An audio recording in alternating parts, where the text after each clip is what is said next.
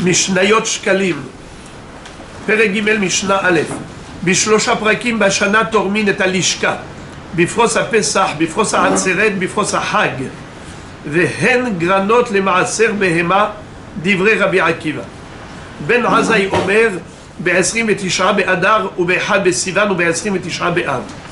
רבי אלעזר ורבי שמעון אומרים ב-1 בניסן, ב-1 בסיוון, ב-29 באלול.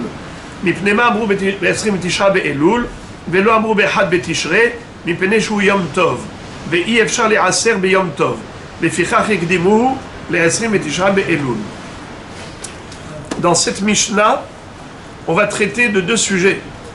On va traiter le sujet de Shkalim, puisque c'est dans cette Masechet qu'on y est, Masechet Shkalim, mais ensuite on va faire un parallèle avec Maaser Behema. C'est quoi Maaser Behema? C'est lorsqu'une personne a un troupeau de bêtes et que ces bêtes donnent naissance à un autre troupeau, alors il y a une mitzvah annuelle de prélever la dîme de ces troupeaux. Et Hachamim vont dire que à 3 périodes de l'année, il fallait prélever la dîme, le Maaser Behema. Qu'est-ce qu'on en faisait avec le Maaser Behema?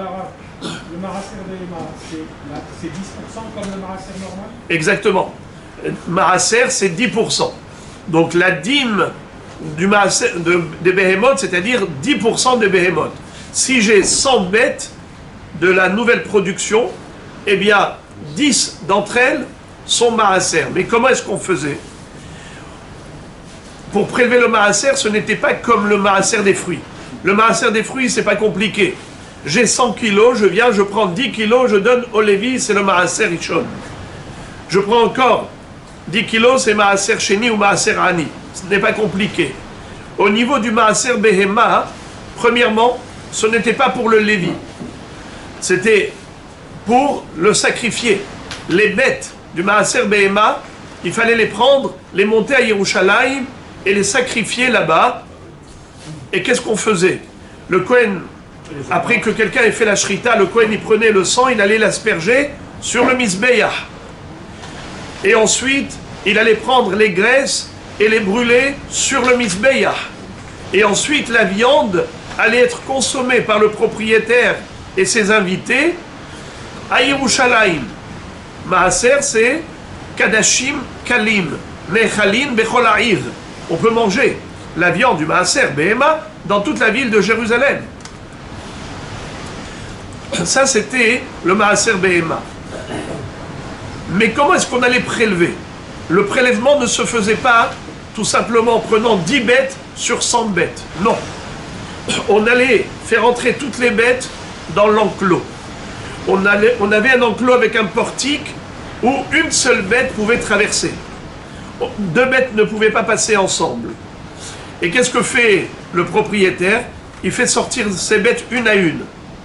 1, 2, 3, 4, 5, 6, 7, 8, 9. Le 10e, Asiri Kodesh. Kol asher ya'avor tahat hashevet. Asiri iye Kodesh. Ok.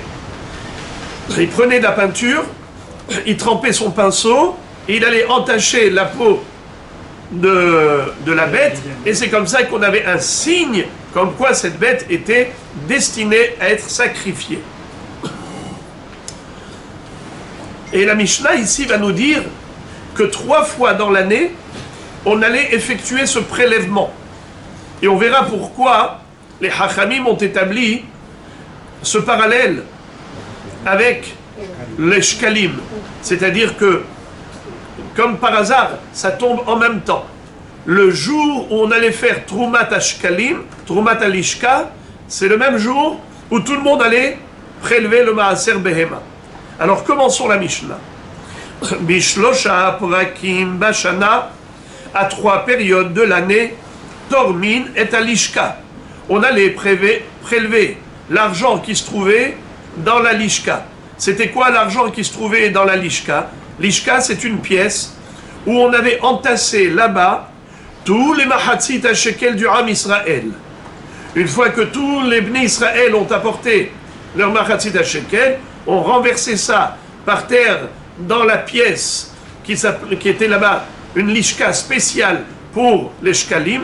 Elle était pleine des monticules d'argent. Eh bien, à quoi cela servait? Cet argent servait à l'acquisition des korbanot. Korbanot Sibour, tous ces sacrifices collectifs, nationaux, devaient être achetés avec l'argent national, avec l'argent qu'on avait rassemblé de tout le peuple, pour que tout le monde prenne part à ces korbanot. Comme le korban Atamid, comme le korban Moussaf pendant les fêtes, pendant Rosh Chodesh, tout ce qui est un korban pour tout le Ham Israël. Eh bien, combien de fois le Kohen allait rentrer là-bas dans la Lishka pour prendre de l'argent, pour acheter les korbanot? Pas tous les jours. 3 fois par an. Et qu'est-ce qu'il allait faire? Comment il allait prélever? Il allait remplir 3 coupottes. Il allait remplir 3 coupottes où il y avait écrit Aleph, Bet, Gimel. Ces 3 coupottes, il allait les remplir et ensuite les récupérer. Et c'est comme ça qu'il allait se servir pour prendre de l'argent, pour acheter pendant toute la période, l'une des 3 périodes de l'année, il allait acheter. Dès que ça se termine, il va encore prélever encore 3 coupottes. Et c'est comme ça qu'à 3 périodes de l'année, il allait prélever 3 coupottes. Bishlosha prakim bashana tormin et alishka. Alors c'est quand ces 3 périodes? Bifros à Pesach, Bifros ha'atzeret et Bifros ha'hag. Pesach, c'est la fête de Pesach. Atzeret, c'est la fête de Hag Shavuot. Et Hag, c'est Sukkot. Toujours, la fête de Sukkot, on l'appelle le Hag, the Hag. On n'a pas besoin de lire Hag à Sukkot, il va de soi. Comme on retrouve dans la Mishnah, Maseret Rosh Hashanah, Be'arba'a prakim ha'olam nidon, Ba'pesach ala tevu'a, Ba'atzeret al perot ha'ilan, ou Ba'hag nidonim ala mayim, ou Be'rosh Hashanah kol ba'e olam ovrim lefanav kivne maron, Shenemar ha'yotzer yachad libam ha'mevin el kol ma'asehem. On retrouve là-bas pareillement que le mot Hag, ça veut dire Sukkot. Alors que veut dire le mot Bifros? Pores, c'est quoi Pores? Par exemple, comment on dit une tranche de pain? Proussa. Proussat lechem. Pores, c'est coupé en 2. Pras. Par exemple, Kazaïd birde achilat pras. C'est quoi pras? Pras, c'est la moitié d'un pain. Un pain qu'on a coupé en 2, chacun s'appelle pras. Proussa, puisque j'étais pores, je l'ai coupé en 2. Proussa, c'est une petite tranche qu'on a coupée. Là aussi, on va couper en 2 le mois. Dans un mois, il y a 30 jours. La moitié, c'est 15 jours. Alors, une période de 15 jours s'appelle Bifros. C'est-à-dire que le mois a été scindé, coupé en 2. Donc, une période de 15 jours, c'est la moitié d'un Chodesh. Et alors maintenant on comprend c'est quoi Bifros à Hag. Par exemple, Bifros à Pesach. Pesach, c'est le 15 Nissan. Alors quand est-ce qu'on va prélever la coupa, la lishka avec les coupottes? 15 jours avant, le 1er Nissan. Très bien. Bifros à Hag, également, avant Sukkot. 15 jours avant Sukkot. Seulement, on va avoir un problème avec Rosh Hashanah, c'est Yom Tov, bravo. 15 jours avant Shavuot. Atzeret, c'est Shavuot. Alors, Bifros à Pesach, Bifros à Atzeret, Bifros à Hag. Ce sont les 3 périodes durant lesquelles on va prélever. Pourquoi on prend Bifros le 15? Pourquoi le premier, ça ne sera pas le 15? Le premier, vous avez dit que Bifros, c'est la moitié. ouais, 15 jours. La moitié d'un mois, c'est... Le mois de Nissan, et je partage. Ça fait le 15, ça tombe le 15. Pourquoi le premier? Parce que, par exemple, Atzeret, c'est quand Shavuot? C'est 15 jours. Le 6 Sivan. Le 6 Sivan. Alors, 15 jours avant. Mais il ne parle pas du mois. Non, on parle d'un mois en général. Un mois en général, c'est combien de temps? C'est 30 jours. La moitié, c'est 15. Alors, on a déjà donné un nom au Proussat à Hodesh. Un mois divisé par 2, ça s'appelle Bifros. Proussa. 15 jours. Alors, 15 jours maintenant, on sait que ça s'appelle ça, Proussa, chez la Hodesh. Je l'applique à Pessah, donc 15 jours avant Pessah, c'est Rosh Chodesh Nissan. Je l'applique à Sukkot, 15 jours avant Sukkot, c'est Rosh Chodesh Tishri. Mais comme on ne peut pas, on verra qu'on va le faire le 29 Elul, un jour avant Rosh Hashanah, pour ne pas le faire pendant Yom Tov.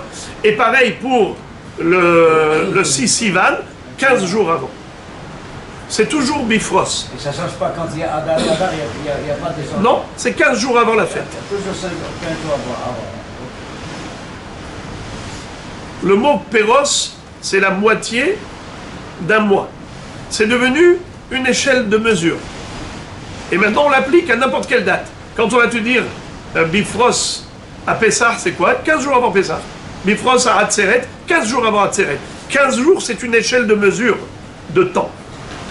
Le temps d'un mois, c'est 30 jours. Pros, c'est 15 jours. Et Achilat Pras. Achilat Pras, par exemple, on a une règle. Kazaïd, Birde Achilat Pras. Et c'est quoi Pras là-bas? C'est la moitié d'un pain. Combien c'est un pain? Le volume d'un pain, c'est une marloquette entre Rambam et Rashi. Est-ce qu'un pain, il fait le volume de 6 œufs ou le volume de 8 œufs? La moitié, c'est combien? 3 œufs pour celui qui dit 6, 4 œufs pour celui qui dit 8. Eh bien, en effet, c'est de là que vous connaissez les fameux grammes. Combien c'est le Kvirut Seouda? 162 grammes ou 216 grammes. D'où c'est sorti cette histoire? 162, c'est Shalosh Betsim. 216, c'est Arba'a Betsim. Car une betza, c'est 54 grammes. 54 multiplié par 4, ça fait 216. 54 multiplié par 3, 162. Alors c'est comme ça que on a une marloquette. Combien c'est le pras en pain? Mais toujours le mot pras, ça veut dire la moitié. Mais ça dépend de quoi tu parles. Tu parles d'un pain, la moitié c'est 3 ou 4 betsim. Tu parles d'un mois, la moitié c'est 15 jours. C'est toujours en fonction du sujet. Alors maintenant, la Mishnah fait un parallèle et elle nous dit Vehen granot le maaser behema divrei Rabbi Akiva. J'ai oublié. Pourquoi est-ce qu'il fallait 3 fois par an prélever la lishka? Pourquoi est-ce qu'on ne faisait pas ça en une fois? Pourquoi est-ce que les hachamim ont établi d'aller à la banque pour aller prendre des espèces, si on peut s'exprimer dans le langage moderne, d'aller à la lishka pour aller retirer de l'argent 3 coupotes pour acheter? Pourquoi en 3 fois par an? Pesach, Shavuot, Sukkot. L'âme. Alors il dit, le Bartanora, si vous voyez la page 26, la colonne de droite, il dit Velo hayu notlim akol bepa'am ahat letzorer kol hashana lefi share hokim lo evi'u adaim kol shiklehem. C'était pour donner du zechut à ceux qui n'avaient pas encore apporté leur mahatzit shekel. Il y avait des mahatzit shekel qui étaient réunis dans les villes, à Natania, à Hadera, à Beth Shean, et ainsi de suite, partout. On avait déjà réuni. Seulement, on n'avait pas encore transporté forcément cet argent à Jérusalem. Alors, quoi, ces gens-là ne vont pas participer à l'acquisition des korbanot? Qu'est-ce qu'on faisait?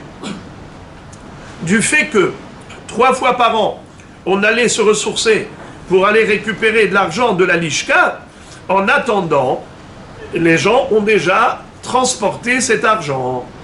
Là, même si on va dire que la première fois, quand on a pris de l'argent de la lishka, il n'y avait pas encore l'argent de Natania, mais ça arrive, ça va arriver la deuxième fois, donc il y en aura la deuxième fois. C'est pour donner de la chance à tout le monde.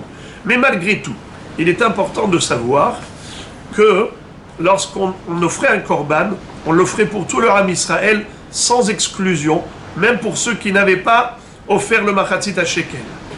Le korban tzibour, c'est pour tout le Ham Israël. Seulement, il y avait une mitzvah de participer, une mitzvah d'apporter le machatzit à shekel. Et même on obligeait les gens à donner. On allait prendre même un mashkon, un gage, jusqu'à ce qu'ils donnent. Mais malgré tout, c'est encore mieux quand c'est concret que quand c'est juste abstrait. Que concrètement qu'on prenne de l'argent, ton argent, pour acheter avec les korbanot. 3 cocottes, c'était 3 fois 3 à 9. Exact. Chaque rentrée, il prenait 3. Bédiouk. Pourquoi il partageait en 3? Avraham, Yitzhak, Yaakov. On peut poser toutes les questions. Pourquoi est-ce que c'était en 3?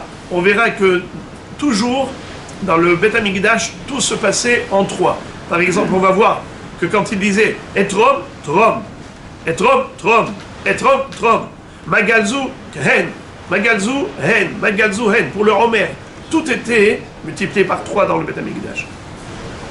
Certainement que c'est Zechut Avot, pour appeler le Zechut Avot. Nachon, bien fait. Il faut croire qu'il y a, avec le chiffre 3, un inyan spécial qui certainement correspond au Zechut patriarcal, et aussi c'est quelque chose qui est Hazaka.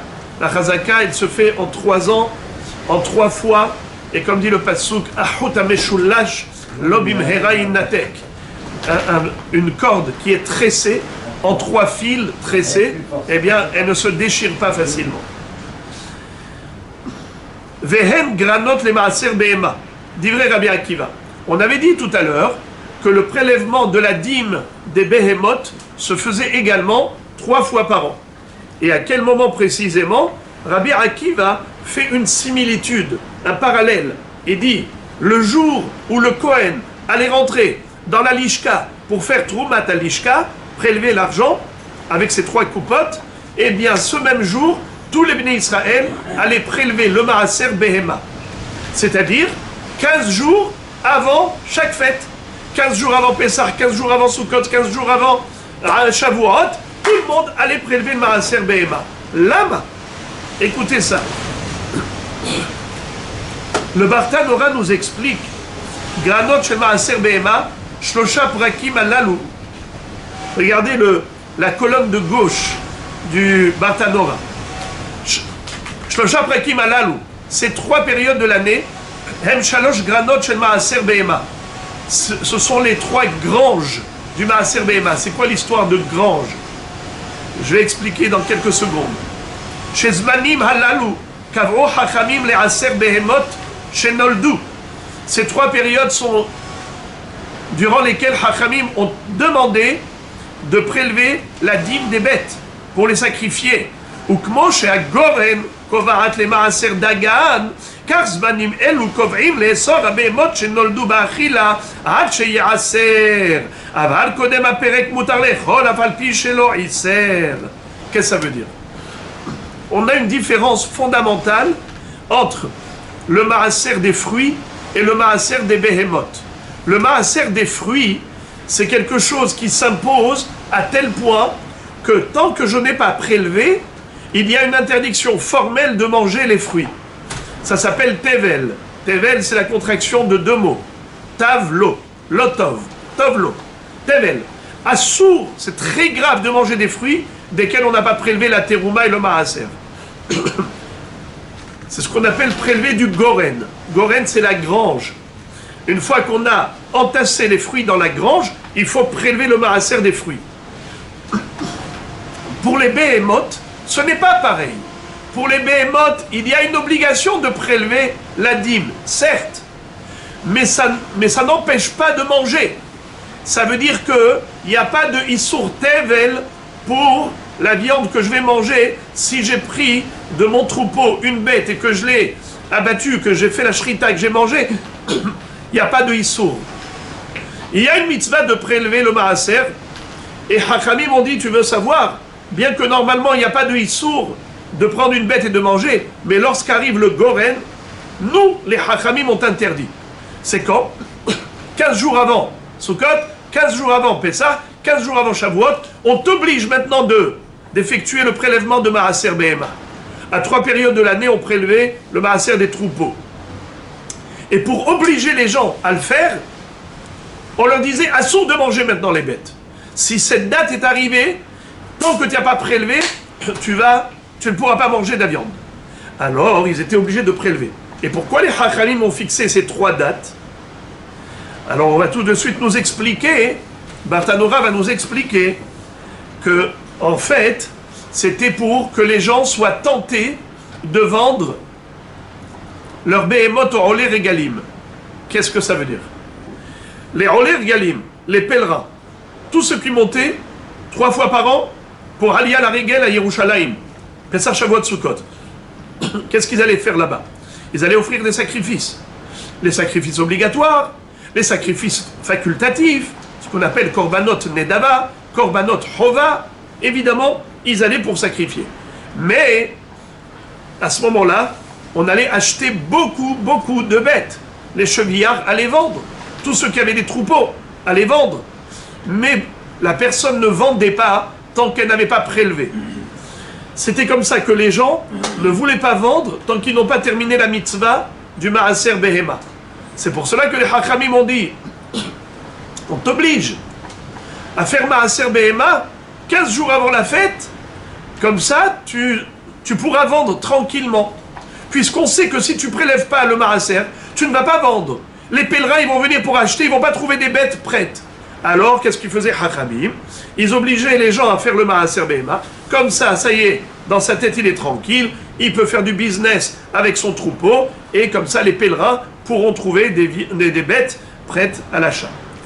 Voilà pourquoi ce sont ces périodes-là de 15 jours avant chaque fête qui a été fixée pour le Maaser Behema. Maintenant, la Mishnah nous dit que c'est que Rabbi Akiva qui pense ainsi, que c'est ça les 3 dates. Mais il y a une mahloket. Il y en a qui donnent d'autres dates, et l'explication de ces autres dates, c'est écrit dans Masechet Bechorot, dans le dernier Perek de Masechet Bechorot. Là-bas, on nous explique pourquoi chaque Tana a donné d'autres dates. Ben Azai Omer Be'esrim et Tish'a Be'adar, ou Be'had Be'sivan, ou Be'esrim et Tish'a Be'av. Par exemple, Ben Azai, il a 3 autres dates pour le Maaser Behema. Le 29 Adar, le 1er Sivan, le 29 Av. Pour quelle raison il a donné ces dates? Là-bas, la Gemara explique. Également, Rabbi El-Hazar et Rabbi Shimon Omrim, Behad Ben Nissan, Behad Ben Sivan, Be'esrim et Tish'a Be'elul. Ils ont donné aussi 3 autres dates. 1er Nissan, 1er Sivan, 29 Elul. Et pourquoi ils ont dit le 29 Elul et pas le 1er Tishri? Parce que le 1er Tishrei c'est Rosh Hashanah, c'est un Yom Tov, et on ne peut pas prélever le Maaser pendant Yom Tov. C'est pour ça qu'ils l'ont avancé au 29 Elul. Et maintenant on va lire la Mishnah très rapidement. Mishnah Bet. בשלוש קופות של שלוש שאים תורמים את הלשכה וכתוב בהם א' ב' ג'. רבי ישמעאל אומר יוונית כתוב בהם אלפא, בטא, גמלה. On utilisait 3 coupottes, 3 caisses pour aller prélever l'argent dans la pièce, dans la lishka où il y avait les shkalim. Chacune de ces caisses pouvait contenir 3 séim. Vous savez combien c'est une CA? 100 litres. Une CA? Un peu moins. Une CA, c'est l'équivalent en œufs, je veux dire en des œufs, parce que toujours la base c'est l'œuf. C'est comme ça qu'on commence à calculer. Par exemple, un log, c'est combien? C'est 6 œufs. Révirite, quand on dit révirite, combien c'est? Révirite, un log. 6 œufs divisé par 4, ça fait betza ou mehetza, un œuf et demi. C'est ça révirite. Alors maintenant, si vous prenez une CA, combien il y a dans une CA? Il y a 144 betsim. Vous voulez savoir pourquoi? Parce que dans une CA, il y a 4 cabines. Dans un cave, il y a shisha lugin. Dans un log, il y a shisha betsim. Pardon. Dans une CA, il y a shisha cabines. Dans un cave, il y a arba'a lugin. Dans un log, il y a shisha betsim. 6 x 4 x 6. 4 x 6, 24. 24 fois 6 égale 144. Donc dans une CA, on a combien d'œufs? 144 œufs. Alors si dans une coupa, il y a 3 séines, c'est 144 fois 3. Ça c'est une coupa. Et on avait 3 coupotes comme ça. Shalosh séines. Et qu'est-ce qu'il y avait écrit dessus? Aleph, Bet, Gimel. Et pourquoi? Pour donner préséance et la priorité à la première qui a été prélevée. Parce que c'est toujours Yoter Hashuv. Ce qu'on a pris en premier, c'est Yoter Hashuv. Alors on va d'abord utiliser cet argent pour acheter les corbanotes. Après la coupa Bet, après la coupa Gimel. Rabbi Ishmael disait que on n'avait pas écrit Aleph, Bet, Gimel, on avait écrit en grec. En grec. Alpha, Beta, Gamla. Et comment ça se fait? C'est tout ce qui manque. Que d'écrire en grec au lieu d'écrire en hébreu. Eh bien, Akadosh Baruch Hu ne prive personne du mérite qui lui revient. Yaft Elohim le Yefet, Veishkon be'aholeshem. Vous savez qu'au moment où Noah est tombé en arrière, lorsqu'il était dans son état d'ivresse, et qu'il s'est dénudé sans se rendre compte, et que son fils Ham lui a fait ce qu'il a fait, sur l'impulsion de Kenaan, eh bien, Shem et Yefet ont été couvrir la nudité du père sans le regarder. Ils ont pris une couverture, ils ont marché à reculons, ils l'ont couvert. Quand il s'est réveillé, il a maudit Ham, il a béni Shem et Yefet. Il a dit Arur Kenaan, Ebed Avadim Yele Ehav.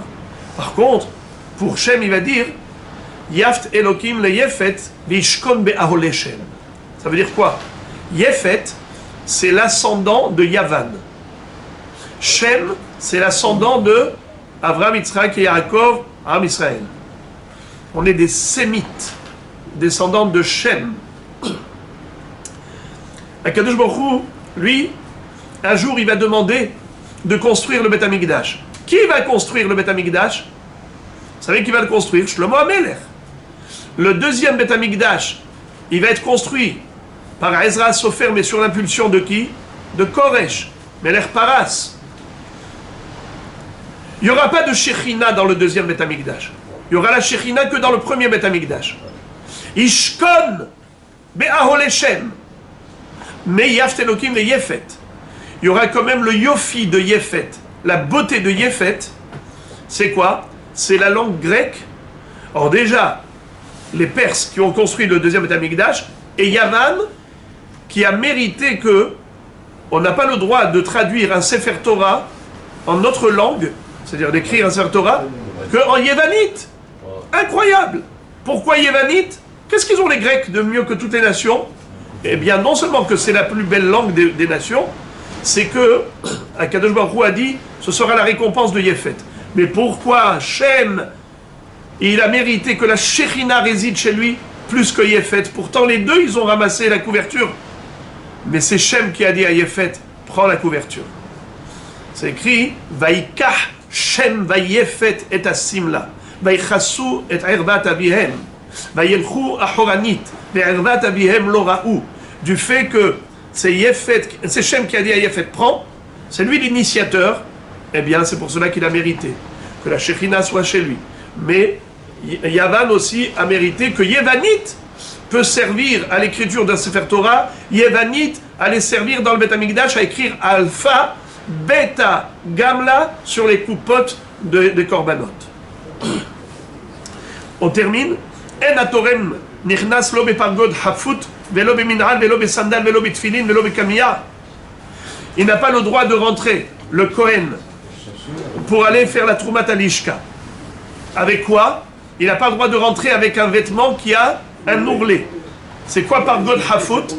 Un vêtement avec un ourlet, un sourd. Pourquoi? Parce qu'on pourrait le soupçonner de mettre de l'argent là-bas dans la lishka. Il va remplir l'ourlet de son manteau. Il y a une petite ouverture dans l'ourlet. Il remplit plein de pièces et il est sorti avec l'argent du Kodesh. Pour pas qu'on le soupçonne, il fallait qu'il rentre avec un manteau sans ourlet. Vélo béminal, pas avec des chaussures, vélo et sandales, pas avec des souliers, mais ça c'est de toutes les façons, parce que dans le Beth Amikdash, on n'avait pas le droit de marcher avec des chaussures. Vélo et tfilin, même pas avec des tfilin, parce qu'il peut ouvrir les tfilin et faire rentrer des pièces. Vélo et kamia, et même pas une amulette, parce que l'amulette qui est accrochée ici, dans l'amulette, il peut aussi mettre des pièces. Shema Yarani, car un jour, il peut devenir pauvre. Ve'yomru me'avon alishka Yarani. Et les gens, qu'est-ce qu'ils vont dire? Ah, tu veux savoir pourquoi il est devenu pauvre? Certainement parce qu'il a dû voler d'argent du Beth Amikdash. Et les gens vont lui imputer cette faute que le skin n'a pas faite.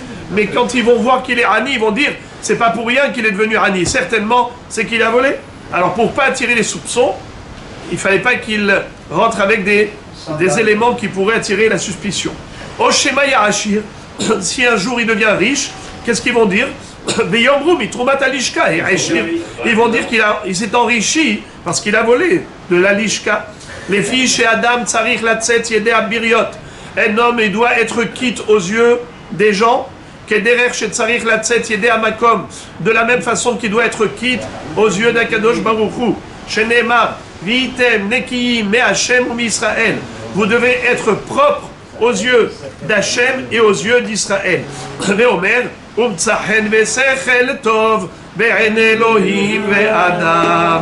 tu dois trouver grâce aux yeux, pas seulement d'Akadosh Baruch Hu, ve'ene Elohim ve'adam. Voilà donc, c'est la raison pour laquelle il ne fallait pas attirer le soupçon.